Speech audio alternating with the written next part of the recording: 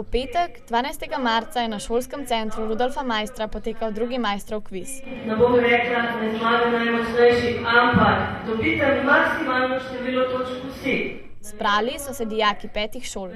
Prva gimnazija Maribor, srednja upravno-administrativna šola Ljubljana, tretja gimnazija Maribor, gimnazija Kranj in seveda ŠCRM. Napetost je naraščala, zato nas je med obema deloma kviza sprostilo malo glasbe.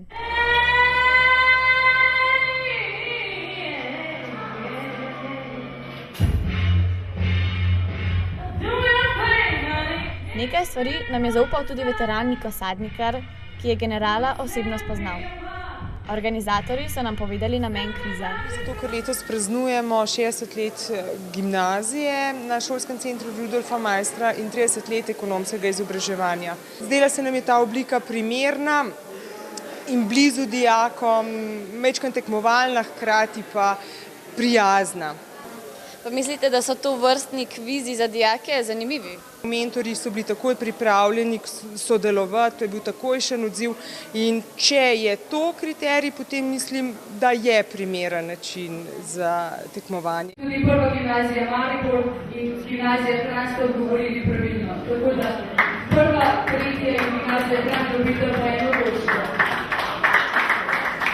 Kviz je pomemben tudi zaradi tega, da se dijaki poglobijo v znanje, gledalci oziroma poslušalci pa slišimo stvari, ki jih sicer že poznamo, vmes pa tudi pozabimo.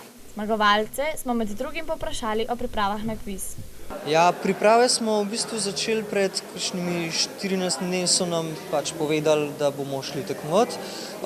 Zmenili smo se, kdo bo kakšen del te knjige predelal, ker knjiga ni lih kratka, je bil kar težek, no, ni bil najlažji test.